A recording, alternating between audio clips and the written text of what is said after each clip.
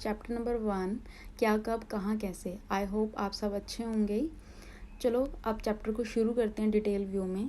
यहाँ पर देखो चैप्टर फर्स्ट के अंदर जो इम्पोर्टेंट थिंग्स हैं मैं आपको बता देती हूँ। इस चैप्टर में जो मेन इम्पोर्टेंट थिंग्स हैं, सबसे पहले कि आखेटक कौन थे। आखेटक हमारे थे शिकारी, लोग शिकार करते थे, ठीक है। तो शिकार करके ही भरण पोषण अपना करते थे पहले के टाइम में लोग। अब लोग कहाँ रहते थे ये आपको पता होना चाहिए। ये देखो लोग कहाँ रहते थे, समुद्र नदी के तट पर ही रहते थे लोग। अब उसके बाद वो शिकार करते थे जिन्हें आखेट बोला जाता था। वो जड़ों फलों जंगल के अन्य उत्पादकों से संग्रह करते थे, जानवरों का शिकार करते थे, ठीक है। अब मेन इम्पोर्टेंट पॉइंट्स आता है यहाँ से, ये शुरू होता है यहाँ से कि लोग कहाँ रहते थे। कहाँ रहने के बारे में यहाँ पर इन्होंने डिटेल में बताया हुआ है, मैप के थ्रू समझाया। अगर आप ये मैप अच्छे से समझ लोगे तो आपको क्लियर हो जाएगा। तो मैं आपको मैप अच्छे से समझा देती हूँ पहले। अब देखो आप, अब यह लिखा है, अब तुम उत्तर पश्चिम की सुलेमान और किरथर पहाड़ियों का पता लगाओ, ठीक है। अब आपको ऐसे तो पता नहीं चलेगा उत्तर पश्चिम की सुलेमान, अब उत्तर पश्चिम कौन सा है। अगर आपको पता है तो वेल एंड गुड, अगर नहीं पता तो मैं आपको बता देती हूँ। ये देखो आपको मैं एक बारी क्लियर कर देती हूँ। ये मैप है हमारा, ओके। ये मैप है। अगर हम देखें अपना ऐसे करके मैप को, ईस्ट हमारा यहाँ होता है, ईस्ट, ये हमारा वेस्ट होता है, ये हमारा नॉर्थ होता है और ये हमारा साउथ होता है, ठीक है। अगर हम मैप के अकॉर्डिंग देखें, ये मैप है मेरा और ये चीज़ है। इसमें क्या है, इसमें मेरा ईस्ट मतलब पूरब, पूरब को मैंने ऐसे लिख दिया, ठीक है। पूरब, पश्चिम, उत्तर और दक्षिण, ओके। यहाँ तक अब देखो आप खुद समझोगे। जो ये वाला एरिया होता है, ये वाला एरिया, इसे हम दो से मिलाएंगे, एक नॉर्थ और वेस्ट। तो ये वाला एरिया मेरा बन गया नॉर्थ और वेस्ट के बीच में पड़ रहा है ये, ठीक है। अब ये वाला एरिया कौन से एरिया में पड़ रहा है, देखो नॉर्थ और ईस्ट में पड़ रहा है, तो मैं बोलूँगी नॉर्थ ईस्ट एरिया, ठीक है। ऐसी ये वाला एरिया आप बता सकते हो ईस्ट और साउथ का हो गया, और ये वाला एरिया बता सकते हो वेस्ट और साउथ का हो गया, ओके। चलो आपको आई होप इतना तो समझ आ गया होगा। अब हम चलते हैं अपने, ये हो गया हमारा पूरब, पश्चिम, उत्तर और दक्षिण, ठीक है। अब देखो, अब क्वेश्चन हम पढ़ते हैं, इसमें क्या लिखा हुआ है। इसमें लिखा हुआ है कि अब तुम उत्तर पश्चिम की सुलेमान और किरथर पहाड़ियों का पता लगा। अब उत्तर पश्चिम कहाँ है, उत्तर पश्चिम आपको पता चल ही गया होगा कहाँ पर होगा, ये है उत्तर पश्चिम, ये देखो ये है, ठीक है। ये हमारा उत्तर पश्चिम है। इसमें क्या बोला, सुलेमान और किरथर की पहाड़ियाँ, सुलेमान की और किरथर की पहाड़ियाँ कहाँ है, ये रही सुलेमान और किरथर की पहाड़ी। कहाँ पर है ये, उत्तर और पश्चिम में है, ठीक है। आगे, इसी क्षेत्र में कुछ ऐसे स्थान हैं जहाँ लगभग 8000 वर्ष पूर्व स्त्री पुरुष ने सबसे पहले गेहूँ जैसी फसलों का उपाजना शुरू किया था। वेरी इंपॉर्टेंट कि सबसे पहले इसी उत्तर पश्चिम की जगह से ही लोगों ने खेती बाड़ी करनी शुरू करी थी। और सबसे पहली खेती कौन सी हुई थी, गेहूं की खेती हुई थी, ठीक है। अब सबसे पहले खेती गेहूं की हुई थी। आपको ये हमेशा याद रखना कि सबसे पहले लोग जो बसे थे वो इसी एरिया से बसे थे, सिंधु नदी से ही बसने शुरू हुए थे सबसे पहले। यहाँ तक कि व्यापार भी इसी एरिया से शुरू हुआ था, क्योंकि जो बाहर के ईरानी आते थे वो अरब सागर से आते हुए इस नदी को पार करते हुए हमारे देश में एंट्री करते थे वो, ठीक है। तो आपको पता होना चाहिए व्यापार भी यहीं से सिंधु नदी से ही शुरू हुआ था। और सबसे पहले खेती भी यहीं से शुरू हुई थी, जो कि गेहूं की खेती हुई थी, ओके। गेहूं एंड जौ जैसी फसलों का उपार्जन हुआ। उन्होंने भेड़ बकरी और गाय बैल जैसे पालतू पशु को भी बनाना शुरू कर दिया। ये लोग गांव में रहते थे। अब आगे बात, उत्तर पूर्व में गारो, और अब इतना पढ़ते हैं हम, उत्तर पूर्व में गारो। अब उत्तर का है ये, पूर्व का है ये, उत्तर पूर्व का एरिया ये हुआ, ठीक है। उत्तर पूर्व में गारो, अब देखो गारो आपको दिख जाएगा, ये रहा गारो। उत्तर पूर्व में गारो, ये उत्तर पूर्व में गारो, तथा मध्य भारत में विंध्य पहाड़ियाँ। मध्य भारत कौन सी हुई, ये मध्य भारत है मेरा, ये है मेरा मध्य है। मध्य भारत में कौन सी है, विंध्याचल वाली पहाड़ियाँ, विंध्य पहाड़ियों का पता लगाओ, आपको पता चल गया। ये हो गया विंध्य। कुछ अब आते हैं, ये कुछ अन्य ऐसे क्षेत्र थे जहाँ कृषि का विकास हुआ। अब ये ही कुछ ऐसे क्षेत्र जहाँ कृषि का विकास कहाँ हुआ, एक यहाँ हुआ, एक गारो में हुआ और एक यहाँ पर हुआ। कृषि का विकास इन्हीं जगह में हुआ था। ठीक है। जहाँ सबसे पहले चावल उपजाया गया वे स्थान विंध्य के उत्तर में स्थित था। जहाँ सबसे पहले चावल उगाया गया था वे स्थान कहाँ था, विंध्य के उत्तर में था। अब विंध्य कहाँ है, विंध्य है हमारा ये, इस विंध्य के उत्तर में था जहाँ पर चावल बढ़ जाएगा। तो विंध्य के उत्तर ये हुआ पार्ट, यहाँ चावल पर हुआ, गंगा के आसपास का क्षेत्र था जो।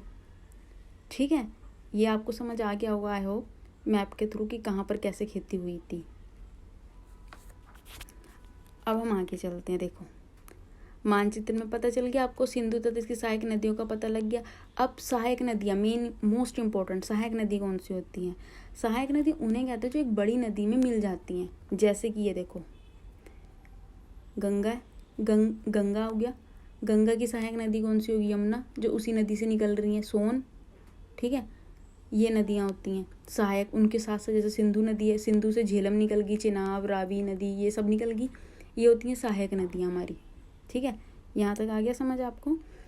अब लगभग 4700 वर्ष पूर्व इन्हीं नदियों के कारण कुछ आरंभिक नगर फले फूले थे। गंगा व इसकी सहायक नदियों किनारे तथा समुद्र तटवर्ती इलाकों में नगरों का विकास लगभग 2500 पूर्व हुआ। तो आपसे क्वेश्चन ये पूछ सकता है कि गंगा की सहायक नदियों किनारे तथा समुद्र तटवर्ती इलाकों किनारे विकास कब हुआ था, 2500 वर्ष पूर्व हुआ था। ठीक है, आरंभिक नगर कब फले फूले थे, 4700 वर्ष फले फूले थे। 2 क्वेश्चन बन गए। थर्ड क्वेश्चन सहायक नदी वाला भी बन गया। आगे अब देखो गंगा तथा इसकी सहायक नदियाँ, सोन का पता लगाओ। देखो अगर आप देखो गंगा ये है,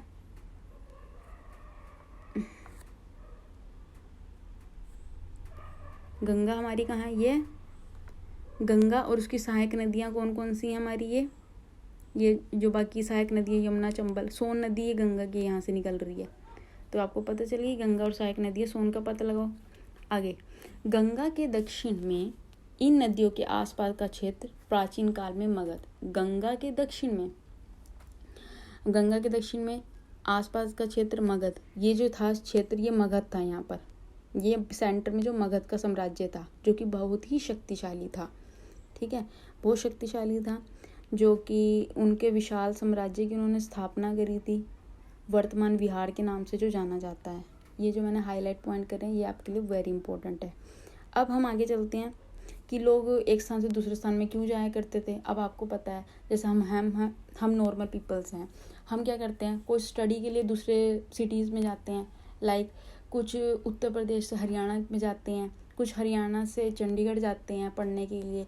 ऐसे हम डिफरेंट स्टेट में जाते हैं और वहाँ जाके हमें क्या होता है, हम नई चीज़ें सीखने को मिलती हैं हमें। लाइक दिस, ऐसे ये लोग भी एक स्थान से दूसरे स्थान जाते थे, एक उपद्वीप से दूसरे उपद्वीप जाते थे, जहाँ पर इन्हें कुछ तो जाते थे खाने की तलाश में जाते थे, कुछ साधु संत के रूप में जाते थे ज्ञान प्रवचन देने के लिए। तो ये लोग ऐसे जाया करते थे, तो एक कस्बे से दूसरे कस्बे जाते थे। ठीक है, अब विचारों को जानते थे। जैसे कि अब है यूपी के पीपल होते हैं, जैसे वो बहुत ही कहते हैं सीधे होते हैं। ठीक है, कुछ तेज भी होते हैं वैसे, बट कहते हैं यूपी के पीपल बहुत सीधे होते हैं। अब जैसे वो अगर डिफरेंट कंट्री में दिल्ली, एनसीआर, मुंबई में जाते हैं तो वो लोगों को देखते हैं, अजमाते हैं, पहचानते हैं उन्हें। ठीक है, ऐसे ही वहाँ भी क्या होता था पहले के टाइम में, लोग एक गाँव से दूसरे गाँव में जाते थे, एक कस्बे से दूसरे कस्बे में जाते थे। अब ये चीज़ होगी यहाँ पर। उसके बाद इम्पोर्टेंट थिंग यहाँ पर आता है, देखो अब देश के नाम। अब देश का नाम वेरी इंपॉर्टेंट है कि इंडिया का नाम कैसे पड़ा। ठीक है, ये आप देखो, अपने देश के लिए प्राय इंडिया तथा भारत जैसे नामों का हम प्रयोग करते हैं। इंडिया शब्द इंडस से निकलता है, जिसे संस्कृत में सिंधु कहा जाता है। मैंने बताया था सबसे पहले लोग बसे कहाँ थे, सिंधु घाटी से बसना शुरू हुए थे। ठीक है, सिंधु से बसना शुरू हुए, और सिंधु को संस्कृत में, मतलब कि संस्कृत में तो सिंधु कहा जाता है, वैसे वो इंडस के नाम से कहलाता था। अब आपको पता चल गया ईरान और यूनान वो नीचे वहाँ पर अरब सागर के वहाँ से पता चलते हैं। अब लगभग 2500 वर्ष पूर्व उत्तर पश्चिम की ओर से आने वाले ईरानियों और यूनानियों ने सिंधु को हिंदोस तथा इंदोस, और इतना पढ़ते हैं, चलो क्या बोला उसने, लगभग 2500 वर्ष पूर्व उत्तर पश्चिम की ओर से आने वाले, उत्तर पश्चिम की ओर से आने वाले मतलब मैं आपको फिर से डायग्राम के थ्रू बता देती हूँ। उत्तर पश्चिम से आने वाले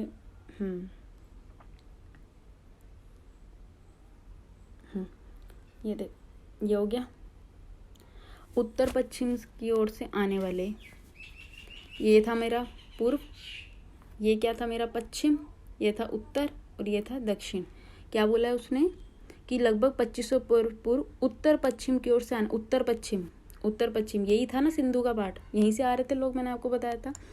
उत्तर पश्चिम की ओर से आने वाले ईरानी, यहीं से आते थे ना अरब सागर को पार करके, ईरानी और यूनानी ने सिंधु को हिंदोस, इन लोगों ने तो यहाँ से जो आ रहे थे इन्होंने उसे क्या बोला, हिंदोस और इंदोस। और इस नदी के पूर्व में स्थित भूमि प्रदेश को इंडिया, क्या बोला दोबारा से देखो, और इस नदी मतलब कौन सी नदी, सिंधु नदी के पूर्व, पूर्व कौन सा है, ये वाला एरिया, ये एरिया पूर्व, ठीक है। सिंधु नदी के पूर्व में स्थित भूमि प्रदेश को, भूमि प्रदेश यहाँ पर था, गंगा सहायक नदी यहाँ थी ना कि वो उपजा रहे थे यहाँ, हाँ, तो इस प्रदेश को इंडिया कहा उन्होंने, ठीक है। ये प्रदेश को उन्होंने इंडिया बोलना शुरू कर दिया। अब उत्तर पश्चिम में रहने वाले लोगों के एक समूह के लिए इस भारत भी बोलते थे। कौन से समूह को बोलते थे, उत्तर पश्चिम, ये देखो उत्तर पश्चिम, ये उत्तर पश्चिम वाला एरिया रहने वाले लोगों के एक समूह को भी भारत के नाम से जाना जाता था। अब आपको पता है ये ऋग्वेद में से मिलता है भारत वर्ड, तो वही बोला उन्होंने कि ये ऋग्वेद से भी मिलता है। तो आपको पता चल गया कि देश का नाम हमारा कैसे पड़ा, इंडिया, इंडिया, हिंदोस, सिंधु से संस्कृत वर्ड है जो हमारा, इंडस, सिंधु नदी, ये इसलिए पड़ा। उत्तर का पूर्व का एरिया, पूर्व के एरिया से पड़ा यहाँ पर हमारा, ठीक है। तो अब आपको आई होप समझ आ गया होगा मैप के थ्रू। अब आगे देखते हैं। अब वेरी इंपॉर्टेंट पार्ट, ये देखो ध्यान से, ये है हमारा अभिलेख नहीं, ये है पांडुलिपि, ये है पांडुलिपि, ठीक है। पांडुलिपि को हम बोलते हैं मैन्यूस्क्रिप्ट, पांडुलिपि को मैन्यूस्क्रिप्ट बोलते हैं, जो हम हाथ से लिखते हैं। पहले के टाइम में होते थे जो लोग रहते थे वो आगे की, हम देखते ना बुक्स रखी होती है उन्होंने, भविष्य के बारे में बता देते कि अब ये होने वाला वो, तो कुछ ऐसे ही कुछ मंत्र लिख के चले गए थे कुछ लोग अपनी जीवनियाँ लिख गए थे। वो किस पे लिख के चले गए थे, वो कोई, पहले तो पेपर नहीं होते थे, पहले वो किस पे लिखते थे, यही मेन क्वेश्चन है, वो किस पे लिखते थे, वो लिखते थे ताड़पत्र या भुर्ज पेड़ की छाल से। अब वो कहाँ मिलती थी, हिमालय क्षेत्र में मिलती थी। भुर्ज नामक एक पेड़ था, पेड़ की जो छाल थी उसको जैसे उतार लेते थे उसके ऊपर लिखते थे, ठीक है। और ताड़पत्र, दो चीज़ों का यूज़ करते थे पांडुलिपि लिखने के लिए, जो कि दिखा रही है आपको, लिखी हुई है, ठीक है। इसमें लिखते थे, इसमें क्या, ये ज़्यादातर मोस्टली आपको मंदिर या विहारों में मिलती थी, क्योंकि उसके अंदर मंत्र कुछ भी अपने मतलब कि हमारी भारतीय संस्कृति या किसी के बारे में लिखे होता था, तो वो पंडितों के पास ज़्यादातर होती थी। और आदि पांडुलिपियों को तो कीड़े ही खा गए थे, जो नष्ट ही हो गई थी, ठीक है। ये तो होगी पांडुलिपि। पांडुलिपि की तरफ से दो ही क्वेश्चन आपसे पूछे जाएंगे कि पांडुलिपि क्या होती हैं, ये किस पर लिखी होती हैं, ठीक है। और वो उन दो का नाम बताओ, जैसे ताड़पत्र और हिमालय क्षेत्र में उगने वाले भुर्ज नामक पेड़ की छाल, भुर्ज नामक पेड़ की छाल, ओके। अब आप आगे चलते हैं। अब आता है अभिलेख। अभिलेख क्या होते हैं, अभिलेख पांडुलिपि को तो उन छाल वगैरह पे लिखा होता था, अभिलेख को लिखा जाता था पत्थरों पे, सतह पर, कोई हार्ड उसके ऊपर। जैसे आप कभी जाते हो मंदिर वगैरह में जाते हो, वहाँ पर पत्थर वगैरह गड़वाए होते हैं, उस पर लिखा होता है ये फ़ैन ये किसी ने दान किया है, या ये किसी ने बनवाया है, ये नल किसी ने लगवाया है। इवन हम देखते हैं कि कोई इनॉग्रेशन होता है, ठीक है, तो लिखा होता है कि ये विद्यालय माननीय मुख्यमंत्री द्वारा उद्घाटित हुआ है, या कुछ ऐसे लिखा होता है ना, वो पत्थरों की सतह पर, अभिलेख जिसे बोलते हैं हम, अभिलेख कठोर सतह पर उत्कीर्ण किया होता है। अब इसे कौन कराता था, इसे राजा रानी करवाते थे। उस पर वो ये लिखवाते थे कि हमने कहाँ हमारी जीत हुई है, हमने क्या अच्छे कार्य किए हैं, ये सब करवाते थे। अब उसके अंदर वो अपनी ना बेकार बातें नहीं लिखते थे कि हमने इतने मरवाए हैं वो फलाना, ये ऐसी ऐसी बातें लिखते, वो अपनी अच्छी अच्छी बातें लिखवाते थे अभिलेख के ऊपर, ठीक है, जो कि आप ये देख रहे हो, ठीक है। अब ये किस पे लिखे जाते थे अभिलेख, पत्थर पे लिखे जाते थे या कोई एक ऐसी धातु पे लिखे जाते थे जो कठोर होती थी। ये देखो, अब पुरातात्विक, ये वेरी इंपॉर्टेंट, फिर आ जाएगा पुरातात्विक किसे कहते हैं। पुरातात्विक क्या होता है, पत्थर ईंटों से बनी इमारतों के विशेष चित्रों मूर्तियों का अध्ययन करते हैं। वो बंदे होते हैं ना जो मतलब कि खुदाई वगैरह होती है तो उसमें सामान निकलता है, तो उसको देख के वो जांच करते हैं कि कितना पुराना है, या पहले के टाइम में लोग कैसे थे। जैसे हम कोई संग्रहालय में जाते हैं, जैसे कुरुक्षेत्र में बने हुए कुछ ऐसे संग्रहालय जहाँ पर है कि ये सामान ऐसा है, ये वैसा है, तो ऐसे ही वो पुरातात्विद होते हैं, जो सामान जहाँ से मिलता है खुदाई के टाइम में पुराना, तो उसकी जांच करते हैं, एग्जीबिशन लगा देते हैं उसके।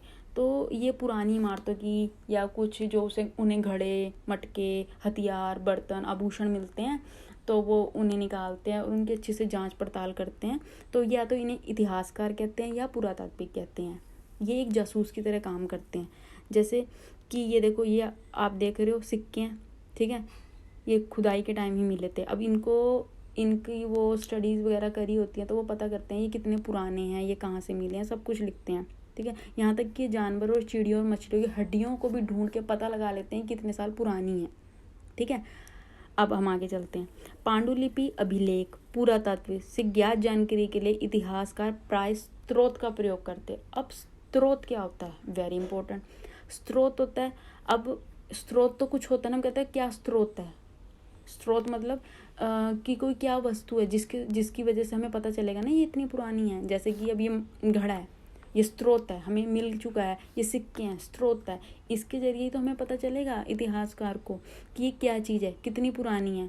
पांडुलिपि एक स्रोत है, उसके जरिए तो पता चलेगा ये पांडुलिपि कितनी पुरानी है, अभिलेख कितने पुराने हैं, तो ये स्रोत है। इनको स्रोत बोलते थे, ठीक है। अब आपको पता ही चला होगा इतिहासकार उन्हें कहते हैं जो इतिहास के बारे में, अतीत के बारे में पढ़ते हैं या अध्ययन करते हैं, ठीक है।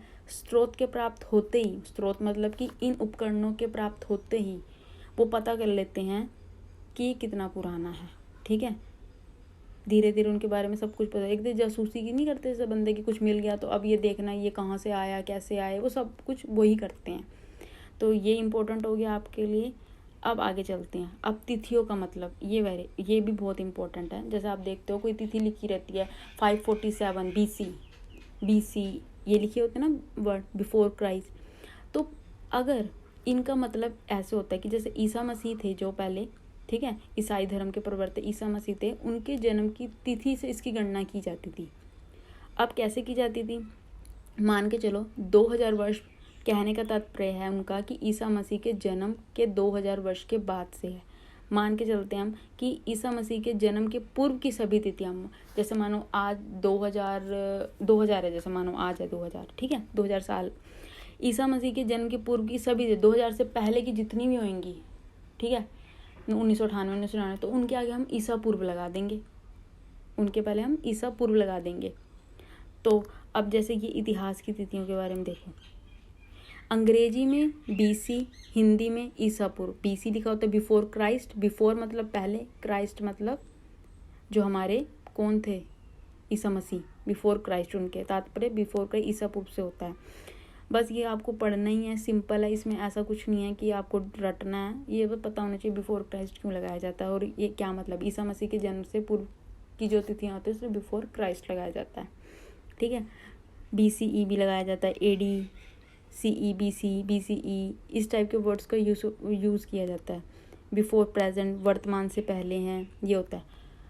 अब ये चीज़ है, ये आपको पता है ये क्या है, ये एक कठोर स्थाई के ऊपर गड़वाया हुआ एक उत्कीर्ण है, ठीक है, जिसे हम क्या बोलते थे, अभिलेख।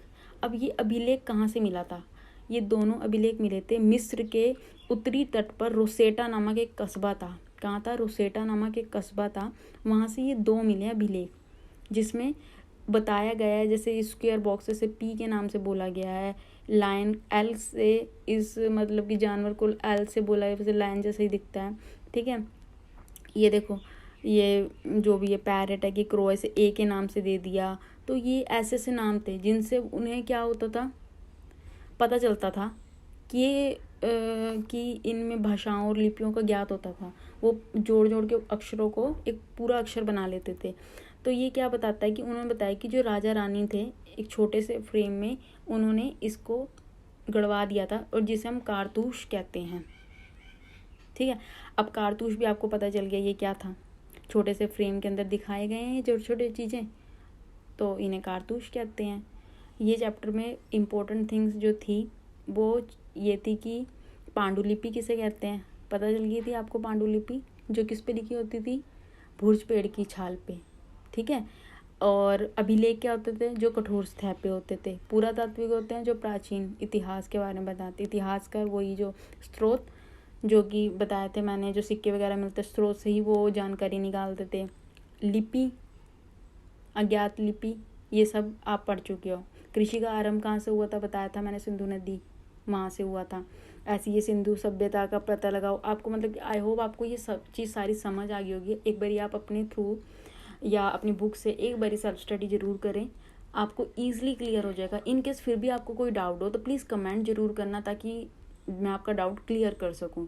और प्लीज़ वीडियो को लाइक भी करना and subscribe my channel. In case of आप नेक्स्ट चैप्टर की वीडियो भी चाहते हो डिटेल में तो मुझे कमेंट जरूर करना please. Thank you so much, bye.